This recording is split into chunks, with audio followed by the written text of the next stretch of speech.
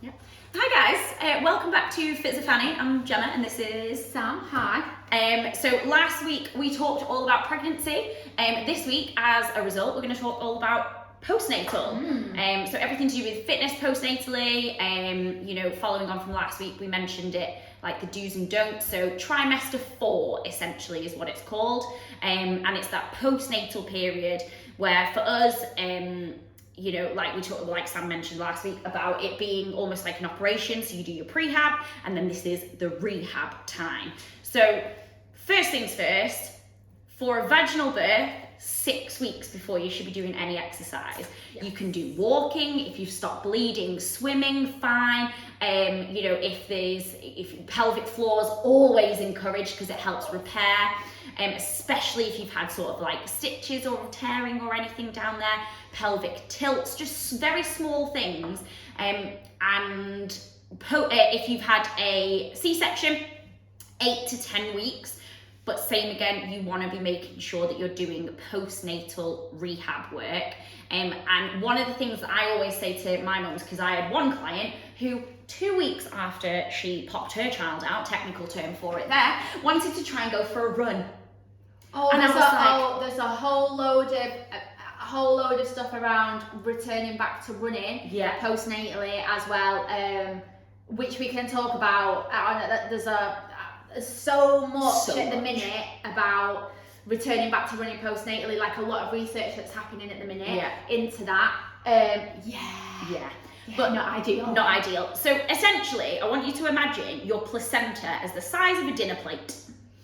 And that is the wound that is left inside of your body. There's a gaping hole. After you've given birth. In any way, whether it was a C-section, whether it was vaginally, whatever.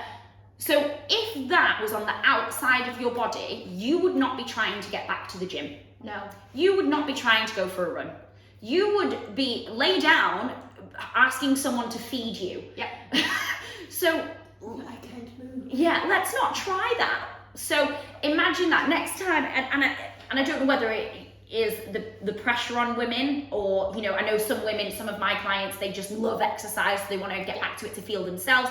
Absolutely fine, but there's so much pressure on women at the moment to get their bodies back. Oh yeah, the term bounce back drives me insane. Like it's not a thing. It's not a thing. But then on the flip side of that, I had a rant a week or two ago now, because you can walk and that be absolutely fine as long as you're not bleeding anymore, right? Like absolutely not a problem before that 6 week period, okay? For a vaginal birth, before that 8 to 12 week period for a C-section. There was the Metro did a article. It was another female writer. She did an article on Molly May. Now I'm not a Love Island. I'm not a Love Islander. I'm not a Love Islander. I genuinely wouldn't know who any of them are. Yeah, but I obviously do know who Molly May is. And she's not long since just had a baby. Yeah. Now her partner, Tommy, was in Abu Dhabi, Saudi Arabia. One of the two. Obviously having a boxing match with Jake Paul, right? So she's had a baby. She's parenting on her own because he's off working. Yeah. Okay. She's then gone to the gym. She's about 3-4 weeks postnatal. She's walking on a treadmill. Yeah. Right. The Metro have then done this article, and the headline of the article was, "Seeing Molly May in the gym 3 weeks post-birth makes me sad." And I'm like, oh, come on. There is this societal pressure of women wanting to bouncing back, okay, which I wholeheartedly disagree with that narrative, about women bouncing back, like it's the most ludicrous thing ever. But that woman has took 45 minutes of her time, where out of her day, to do something for her own self-care. Yeah. She's grown a baby for 9 months. Yeah. She's given birth. She's parenting on her own. And she's wanted to take 45 minutes for herself, put her earphones in and walk on the treadmill. 100%. Now, she's not leg pressing, she's not squatting a huge amount, she's not doing walking lunges up and down, she's walked on a treadmill. Yeah. she's probably got a little bit of childcare for 45 minutes and thought, do you know what? I need to make myself feel a little bit better. I want to go and release all them endorphins. I know I can walk. Instead of walking outside, because it's Baltic out there. I don't know if anybody's been outside recently. It's cold. It's cold. It's not nice. I'm going to go to the gym. I'm going to walk on the treadmill for 45 minutes. And then if it was me, I'd go and have a coffee. 100%. And have 15 minutes to myself. Before I went back to being a mum. You can't give from an empty cup. No. So something that I always talk about with my postnatal clients is you can't give from an empty cup. So this isn't just in relation to postnatal or being a new mum, but you can't give from an empty cup to your partner. Oh, fuck's sake. We're gonna Put have your to phone go on Do again. Not Disturb. I know, we're gonna have to go from the top. Okay, that's fine. That is my mum. I'm just gonna leave that for a minute. I can't be bothered walking over there. Plus, some excellent outtakes. I love a blooper reel. Woo! Love a blooper reel.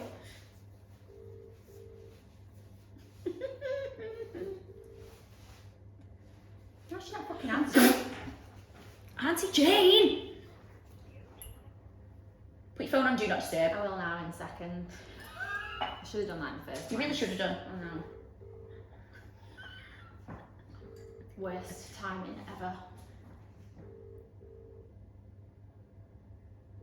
If no one's dead now. Do you know what I'm gonna guess this is? What? We're going out for food in a bit. Oh. And I think they're asking for a lift. Oh.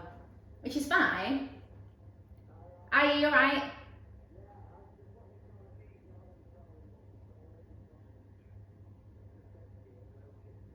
Right, okay, no worries. Yeah. Okay, no worries. Are you with Mum? What no, she's rang me.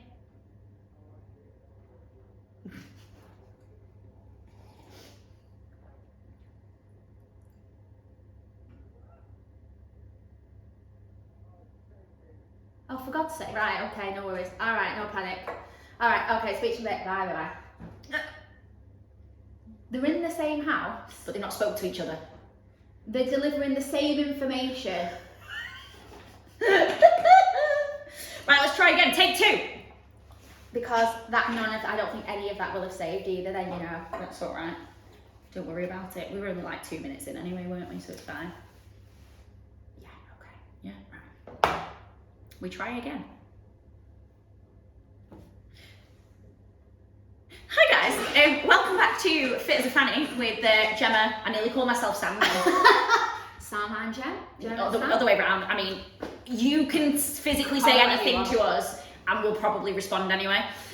But following on from last week, we talked about pregnancy last week, all things pregnancy. So this week we're going to talk about postnatal, which is that trimester 4. It's that rehab bit, so everything, you know, fitness related, everything to do with when you should be starting exercising and what have you. So the main thing for this is if you had a vaginal birth, you need to wait 6 weeks before you do any form of intense exercise. So, you know, walking fine, if you've stopped bleeding, swimming fine, you know, some cat-cows, some gentle stretches, some pelvic tilts, all fine. Pelvic floors, absolutely. You can start doing them from the moment baby's here. 100%. Helps with recovery and repair. I mean, I would probably give yourself 24 hours. I mean, yeah, it might be a little bit tender down there. But yeah, definitely. And that is for anything. With regards to a C-section, you're looking at 8 to 10 weeks because obviously you've had a massive operation at that point. Those muscles need to repair. And then the other thing I want to say, because I had a client who, after 2 weeks, we were doing some rehab work, just gentle cat-cows, pelvic tilts, go for a walk. She's like, oh, I want to go for a run. And I was like, no. Because I want you to imagine a dinner plate.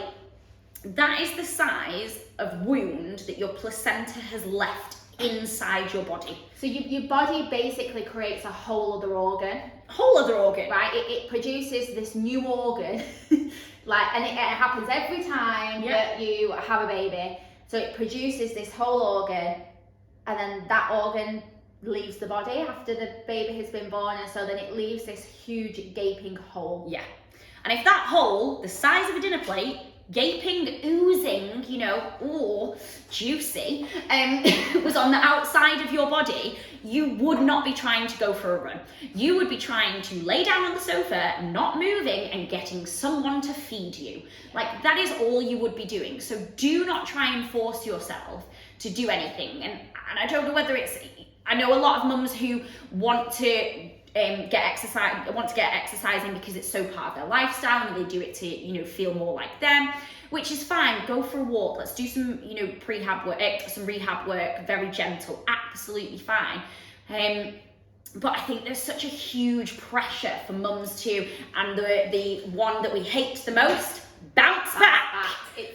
It honestly drives me insane, because the analogy of bouncing back. Well, because it doesn't happen. You've gone through something for 9 months. If anything, the postnatal period is actually 12 months after you stop breastfeeding. So it's gonna take a while. So there's no form of bouncing back. Plus, especially if it is your first baby, your body composition changes. You didn't put it on Do Not Disturb.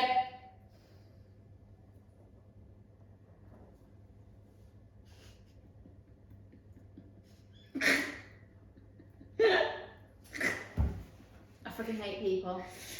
You just shouldn't be so popular, should you? It's fucking Sunday, it's Saturday afternoon. Like, people actually want. I know, yeah. Do we save that and trim it? Yes. Postnatal part 1. And put your phone on Do Not Disturb. That's what's happening right now. How do I do that? Scroll, so you go out of that, you come down. Oh no, you've got a weird phone. What phone have you got? Wait a minute, wait. Oh, and then this button here. Fantastic. You learn something new every day.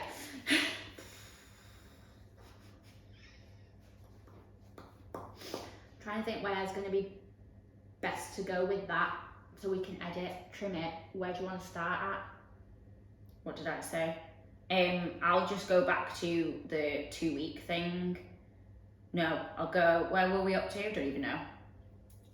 Just combine it, Is it's it worth fine. going again? No, just combine it. Okay. It's fine. We'll go, I'll just make a joke out of it.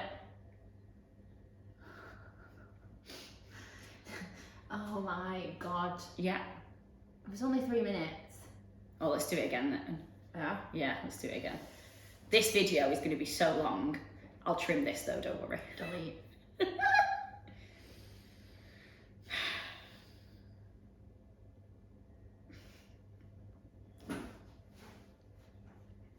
Okay guys, welcome to Fit as a Fanny. I'm Gemma. And I'm Sam. And this week we are talking all about postnatal. So we're talking about that trimester 4. Last week we talked about pregnancy. So we're just following on from that. I've just noticed your socks, by the way. Oh, Disney? Yeah, obviously. Cruella de Vil, I really like that. Yeah, I've just noticed them. Sorry, we digress once again. So we're talking about all to do with fitness postnatally, what you should and shouldn't be doing. And the main thing is, if you have a vaginal birth, you need to wait 6 weeks. So it's 6 weeks before you can do anything sort of like your intense exercises or just pushing yourself. In that period, if you stop bleeding, you can go walking, you can go swimming, you know, some rehab work, pelvic tilts, pelvic floors, absolutely, because that helps with recovery and repair, especially if you've had stitches. You know, just some gentle stretching, absolutely fine, especially if you feel like you need to do something. From a C-section point of view, you've had a massive operation. So you need to wait at least sort of 8 to 10 weeks before that has healed. And even then, it won't have healed fully. No. The postnatal period itself is 12 months after you stop breastfeeding, because that's how long it takes for your hormones to come out of your system, to your muscles, your ligaments to all sort of reset back to it, you know, a shortened position rather than a loosened position. And I also say, so I get a lot of clients that come to me that have got children that are say like 11 years old, but have never had their DR looked at, or they've got lots of postural issues which have come from pregnancy and not rehabbing postnatally. So I actually, although in the medical sense of the word, postnatal is 12 months after you stop breastfeeding, I actually say once you're postnatal, you're always postnatal. 100%. Especially if you haven't rehabbed. Yes. I've just, it's just finishing now, a 6-week abdominal rehab sort of for diastasis recti, and a lot of my mums on that have kids who are 7 years old. Yeah. Because they've just never done any prehab, rehab work to help repair that. One of my clients 2 weeks after giving birth wanted to go for a run.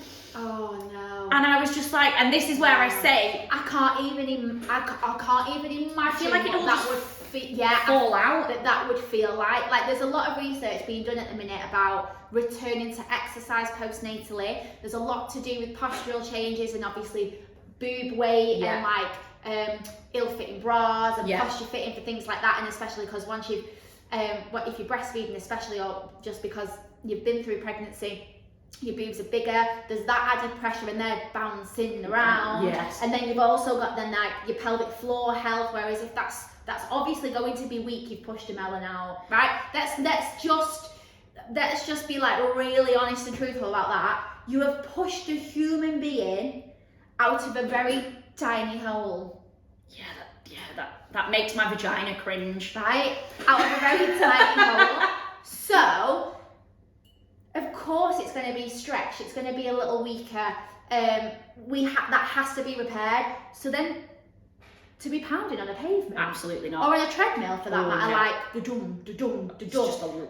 Then to even think about like the joint issues that you're going to have, that lovely relaxing surging through the body, that can take up to 12 months to stop. Yeah.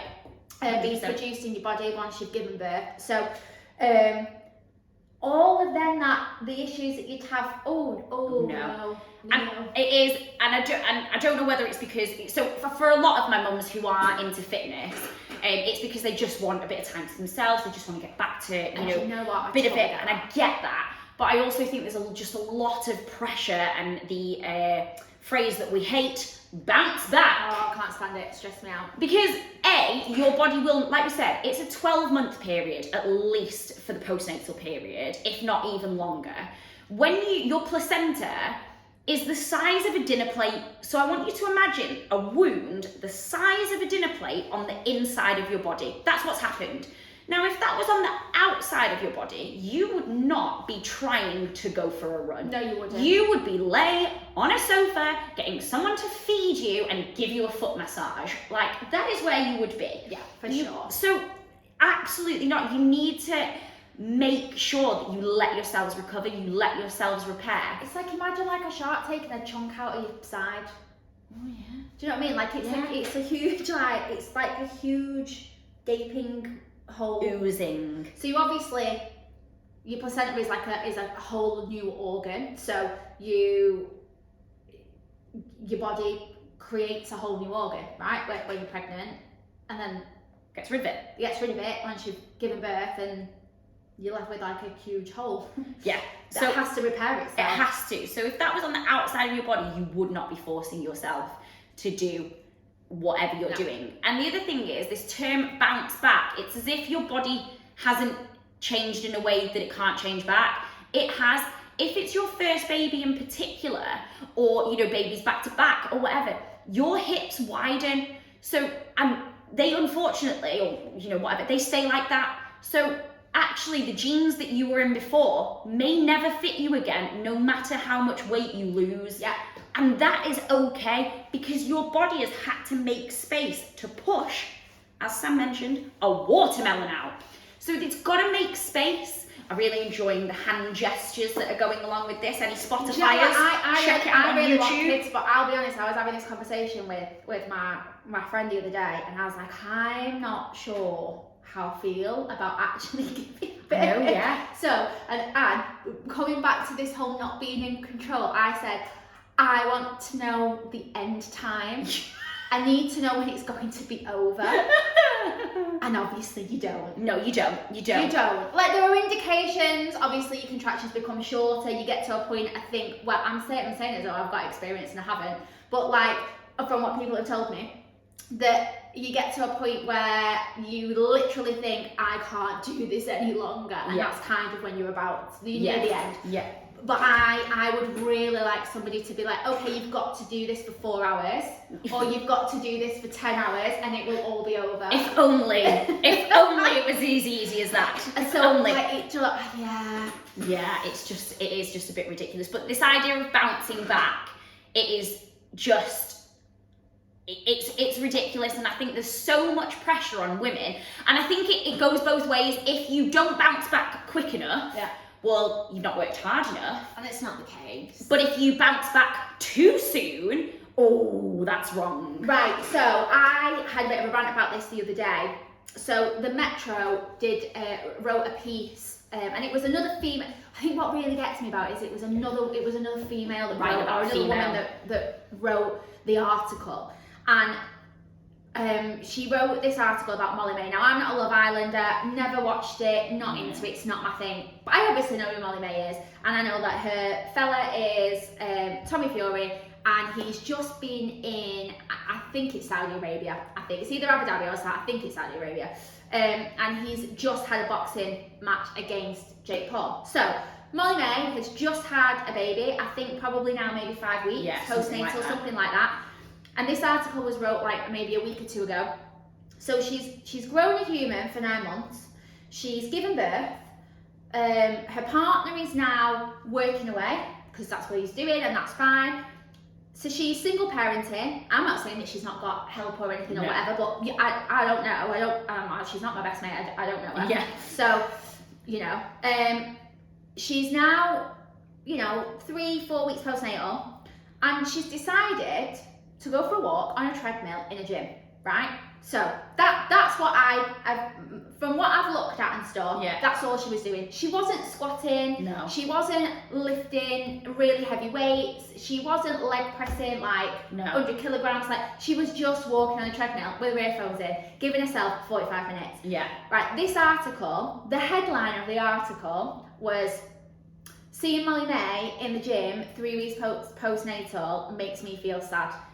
As though to be like, there's this societal pressure and she's feeding into that societal pressure. And I was like, hold on a minute.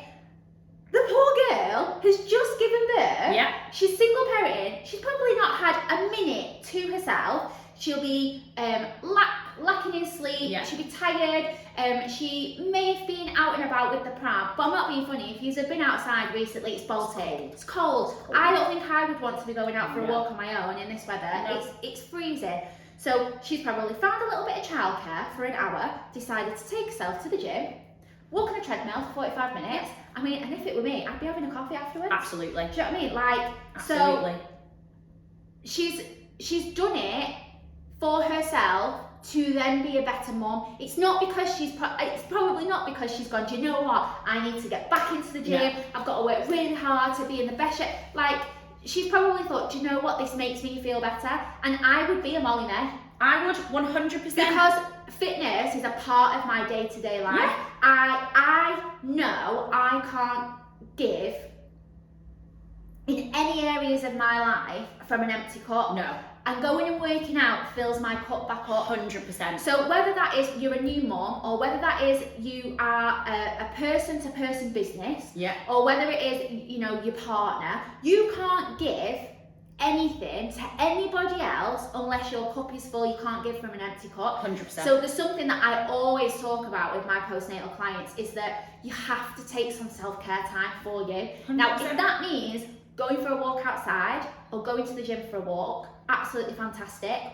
That's great. If that means going for a coffee with your friend, or if that means sitting on the sofa in silence with a brew, or reading a book for 10-15 minutes, go for it. Go for it. But what she's done is she's gone and took 45 minutes for herself to refill her cup back up so she can go back to being an incredible new mom. Yeah, exactly. Right?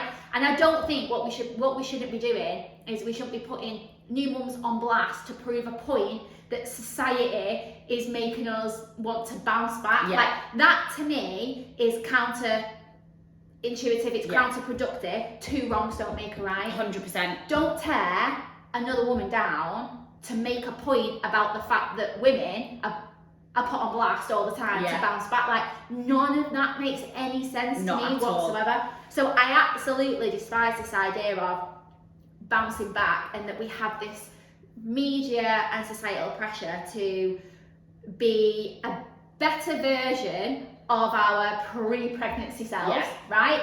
Because your body changes, it does change. There are things that are never going to go back to exactly the same way that they were. It's just not going to. But your body changes throughout life in general. You think about like when you were, you know, pre-puberty, you don't look how you do now. I certainly don't. Well, exactly. So after saying again, another hormonal fluctuation blast, why would it be the same again? Exactly. And I do 100, like Molly May, for example, she was not doing anything that is, by our standards, by our pre and post specialist standards, detrimental. It was not dangerous, it was not harmful, it was not, you know, there was no postural implications there was no pelvis implications there.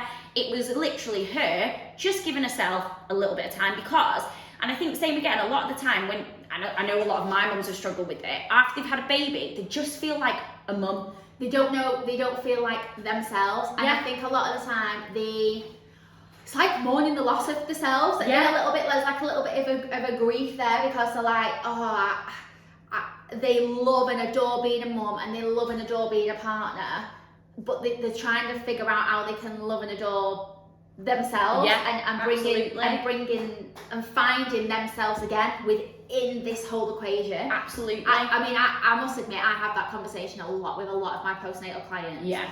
And I think the first step is a little bit of self-care. Yeah. It is like, it really is. even if that's 5 minutes a day. Yeah. So even like little things like doing a bedtime routine. So you do bedtime routine with your child. Yeah. Fab. Do yourself a bedtime routine. Yeah, absolutely. Or a face care. Yeah, skincare. Face care. Face care. Clearly, we have very good face cares. So, like a skincare routine that's going to take 5 minutes, or like do a digital detox at the end of the night, a bit of meditation, whatever that is, that gives you a little bit of self-care, so that actually, yes, you can be an incredible mom, and you can, you know, get back to being healthy and fit and exercising in a safe and effective way, but you can also find yourself within all of that again. Yeah, exactly. And that's it is, and like we said, the key element of getting back into exercise is doing it in a safe and effective way. You have, after you have any operation, any mega change, you have prehab, rehab, and it's exactly the same. So the focus now in T4, so postnatal, after you've hit those, you know, those markers of having 6 week check and all of that, it is all about, we would then check for diastasis recti, which because nobody else does it. That's another conversation I have a lot of the time with a lot of my postnatal clients. I go, how are you feeling? Have you been checked by the doctor? Well, the doctors come and check the baby, and that's it. I was like, oh, okay, so, or the midwife or whoever it is, come and check the baby, but haven't checked me. Okay, so they're not checking for diastasis recti? No. What about like any other things that we might have going on, like pelvic floor issues? No, nothing. Oh, okay, fantastic. Yeah. The lack of, if you were to have an operation, you would have physiotherapy, you'd have checkups, you'd have this aftercare.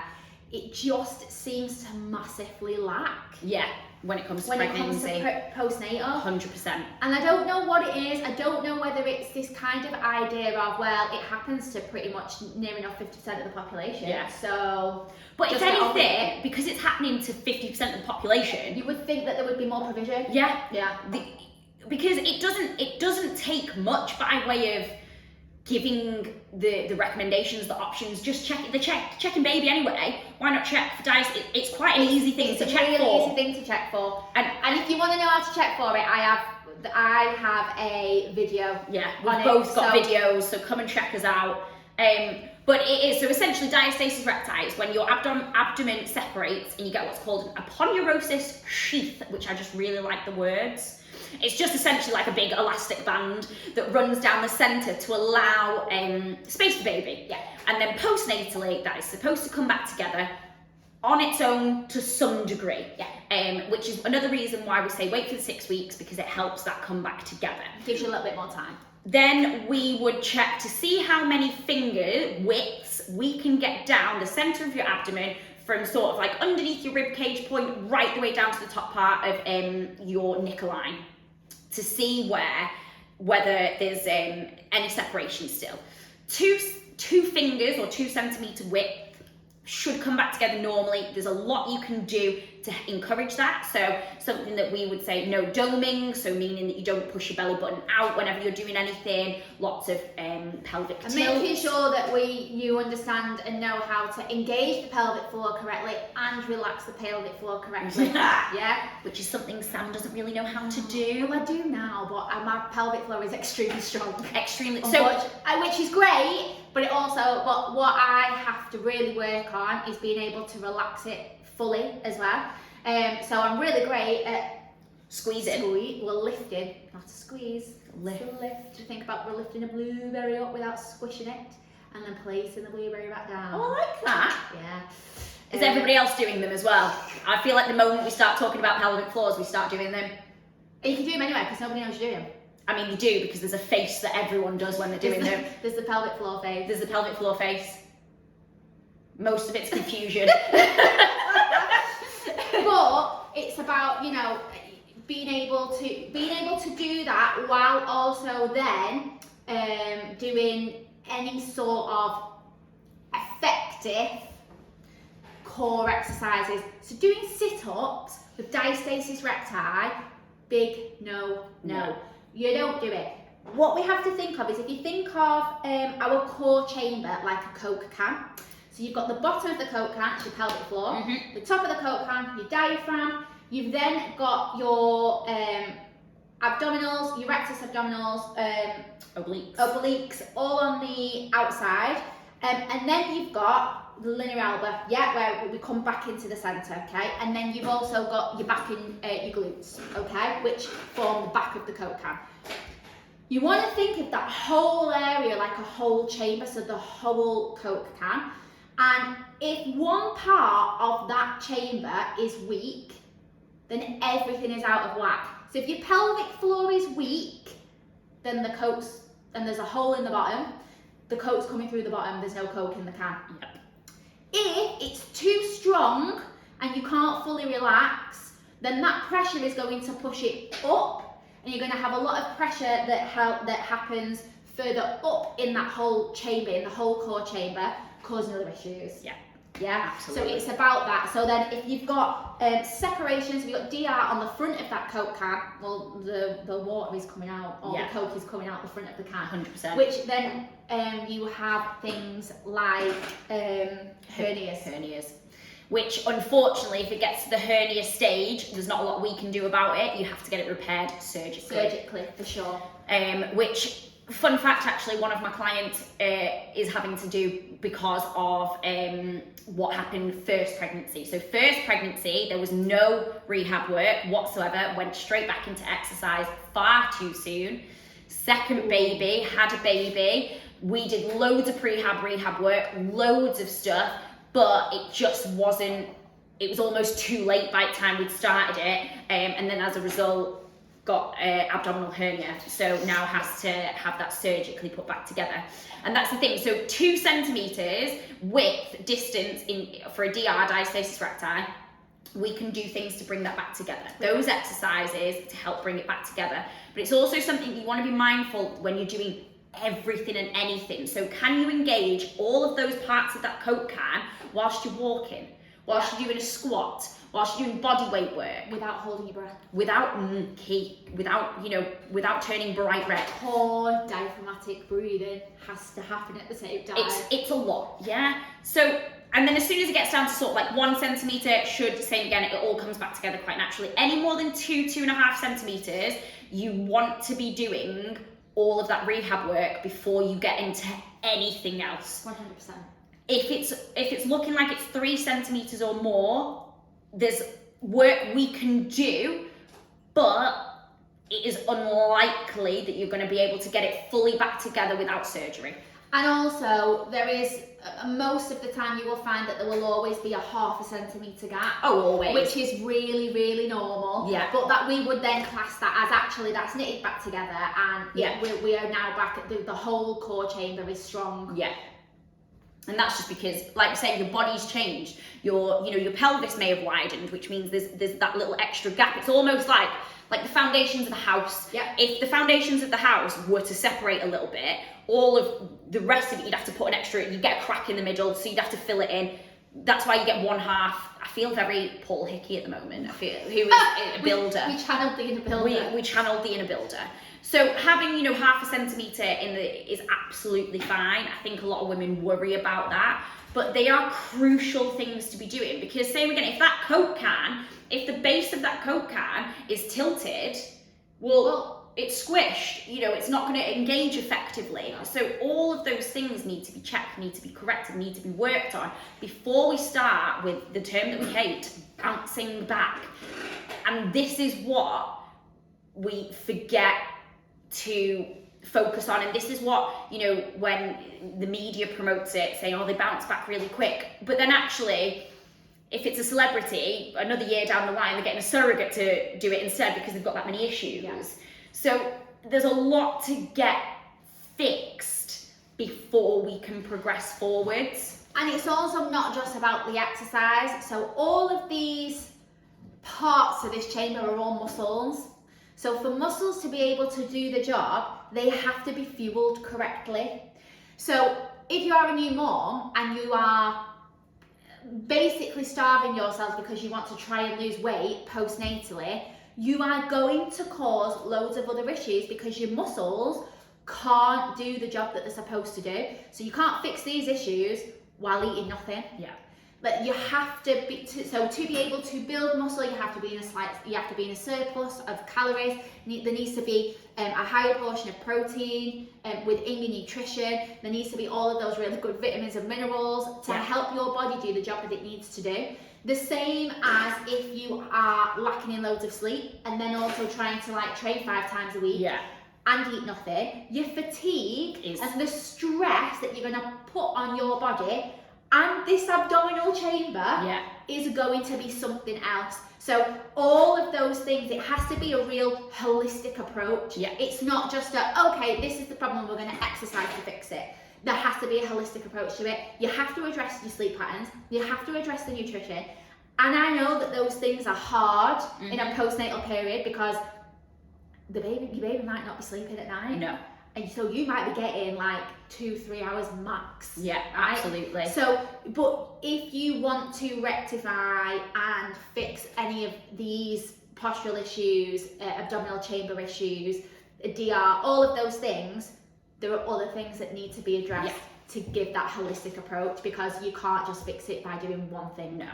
And if you can't do that, so if those things aren't there, it's going to take longer, a lot and longer. That is okay. Yeah. We live in such a world now, and driving on the way here, I saw lose a stone in 4 weeks, and I just wanted to die. Nothing happens. You didn't gain weight overnight, so you're not going to lose it overnight. You didn't grow a human overnight, so you're not going to repair yourself overnight. It takes time. If you work with it as a 1-to-1 ratio, it took 9 months to grow that human. Yeah. So you've got to give it at least, as an absolute minimum, 9 months before you start saying to yourself, getting really down about it, because it took that long. It's going to take just as long, if not longer, to change all of the structural changes that's happened, but also to get that holistic approach, because it's going to take a while for babies sleep. So as adults, our sleep cycles are about 90 minutes long. It takes about 90 minutes to get into a sleep cycle and come out the other side of it. For babies, it's a lot shorter. That's why they wake up so much, because they're coming in and out of the sleep cycle, 20 minutes, 30 minutes, 35 minutes, 40 minutes. And those sleep cycles get longer, but that is why they wake up more. So you're going to be awake a lot more. You need to give yourself that break. That's why maternity is so long, and it should be longer. And back in the day, you'd have paid much better. Paid much better. But back in the day, women didn't work and there was a reason for that, but also we had cooks and cleaners, and you know, I mean, we have cleaners anyway because that's a job to outsource, let's be serious. I'm not cleaning. No, I ain't got time. I ain't got time for that. I ain't got time for that. Or I do like 20,000 steps a day. I tell you what, my nanny would be going mad. Oh, I know. Because she's a clean freak. Yeah, she is. Yeah, I'm not doing that though anyways. But yeah, you need to give yourself the time and get that holistic approach. And the other thing with the eating is that if you are breastfeeding and you undereat, your milk will dry up a hell of a lot quicker. Yeah, so that is a really big thing. So if you are breastfeeding and you are not eating enough, it will dry up and you aren't going to be able to provide. So I've ended up with clients who have done this on their own and then have come to me and gone, I was eating like, I was on a diet like when I first had the baby, and all my milk dried up and it like really scared me. That happens. You're not fueling your body in the correct way. Yeah. Like there are certain things that you can't do if you want to breastfeed. Yeah. It's just, you should really be, an average guideline is an extra 400 calories on top of your maintenance calories. Yeah. For breastfeeding. Which is actually more than trimester 3. It is. So in T1, T2 and T3, there's a certain calorie increase, so it's sort of like 100, 200, 300, rough, really very rough. But T4, if you're breastfeeding, is actually more than trimester 3, which is, I find really surprising. The other thing I find really surprising is, and I had to say this to one of my mums the other day, she was breastfeeding and she'd done a HIIT training class. Now, actually, so the whole point of HIIT training, as mentioned, is about oxygen restriction, but it also increases lactic acid buildup. Yeah. Now, lactic acid buildup in the body can actually make milk taste sour, and then baby is less likely to take it. Yeah. So if you are breastfeeding, and the other thing is HIIT training, you know, is a bigger calorie burn, so you'd have to eat even more. Yep. But breastfeeding and HIIT training do not go well together. No. So there's a lot to remember. But if you've got the right people to help you, then it's not. You do not be afraid to ask for help. Do not be afraid to, you know, do your research. And ask for that advice. Like it's really easy to send a message to someone and be like, yeah, what do you think about this? Yeah, exactly. You will find most pre and postnatal exercise instructors are more than willing to give out advice, free resources, you name it, everything, like more than happy to. Because it does more harm than good if you're doing the wrong things. Yes.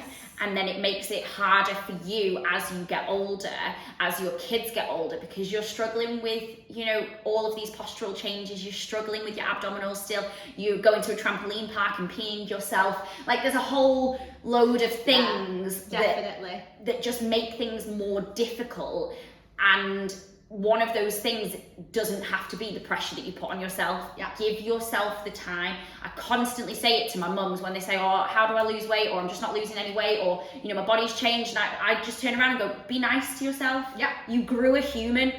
You know, you are 4 months out. If in another 4 months you are still struggling, then we will talk about it in a slow way. But right now, you need to just chill your beans. 100%. So chill your beans, people. Chill your beans. Postnatal recovery, really, I'm trying to think of like a witty one-liner that you've not approved of again. Great. I'm thinking of like blueberries, you know, like don't squash those blueberries, guys.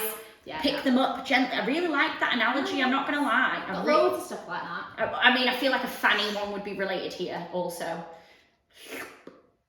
So I don't really use that many analogies with pelvic floors, but I do use the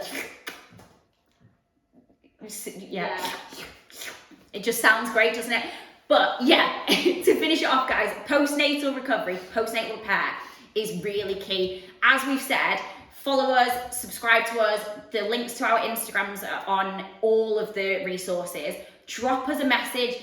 Like Sam said, most pre and post specialists are more than happy to help you, because that's what we want. We want to help you. We want to make sure that in 5, 6, 7, 18 years down the line, you are not struggling with something that happened because of pregnancy. Or you're not coming to us at that point going, I'm still, you're like leaking when I do a star jump, because that's extremely common, but it's not normal. Yeah. And it's because you haven't done the postnatal rehab in the first place. Yeah. So we'd rather not see you 7 years down the line. Yeah. I mean, you know, we'd rather see you and have a catch up, I guess. Yeah, come for a coffee, absolutely. But we would rather prevent it. Prevention is always better than cure. It is easier to fix it now than it is to fix it further down the line. Yes. So guys, look after your fannies. That's the bit I didn't sign off on. I know, but we've got to put something in there. All right, we'll see you next time. If there's anything specific that you want us to address, drop us a message, anything. But we are going to continue to work on more female fitness and helping you to look after your fannies. Thanks.